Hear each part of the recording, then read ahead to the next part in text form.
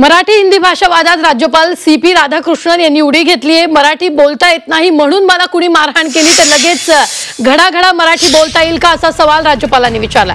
भाषेच्या नावावर दहशत पसरवली तर गुंतवणूकदार येतील का असा प्रश्नही त्यांनी केला। गेल्या काही दिवसांपासून राज्यात मराठी हिंदीवरून वाद पेटलाय। राज ठाकरे आणि उद्धव ठाकरेंनी यावर आक्रमक भूमिका घेतली। आता त्यात राज्यपालांनी वक्तव्य केल्याने वादाची शक्यता आहे। He was telling in Hindi, I understand only mar. That only I understand. So I called the hotel owner and I asked him, what is the problem? Then the hotel owner explained to me that they don't know Tamil.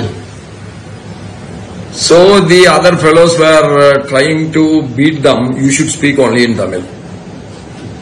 If you come and beat me, can I speak in Marathi immediately? Is it possible?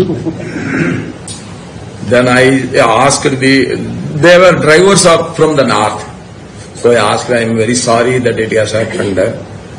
Those fellows have already run because after seeing me, they run away. And I was there till they were taken their food and I paid the money for their food and I say sorry to them and they take the lorry. Then only I started moving from that.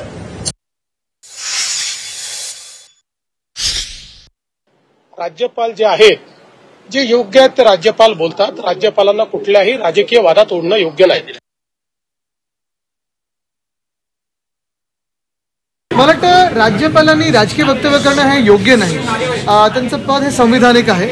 आणि दुसरी गोष्ट म्हणजे जसं मी पहिलं पण सांगितलं की हिंदीला कोणाचा विरोध नाहीये, हिंदी भाषिकांना कोणाचा विरोध नाहीये, पण पहिलीपासून सक्ती याला विरोध। आणि काल मला वाटतं केंद्र सरकारने पण आमचीच भूमिका मांडली आहे। मग राज्यपाल काही केंद्र सरकारच्या विरोधात आहे का?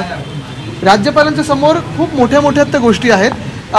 एका मंत्र्यांचे डान्स बार आहेत, दुसरे मंत्री बुक्काबाजी करत आहेत, तिसरे मंत्री चड्डी बनियन गँग म्हणून सगळीकडे आपण पाहते कसे बनियन घालून बसले आहेत। तर मला वाटतं ह्या सगळ्या गोष्टींवर राज्यपालांनी लक्ष घालून त्यांचा राजीनामा घ्यावा। त्यांच्याबद्दल आदर आम्हाला खूप आहे, पण महत्त्वाची गोष्ट म्हणजे जो वाद नाहीये त्याच्यावर राजकीय वक्तव्य करणं गरजेचं नाही। माझा राज्यपालांना प्रश्न आहे, उद्या अमराठी माणसांनी गुंतवणूक केली आणि त्याचा फायदा मराठी माणसाला नाही झाला तर ती गुंतवणूक काय चाटायची आहे? इथे राहणाऱ्या भूमिपुत्राला इथल्या गुंतवणुकीचा फायदा झाला पाहिजे ना।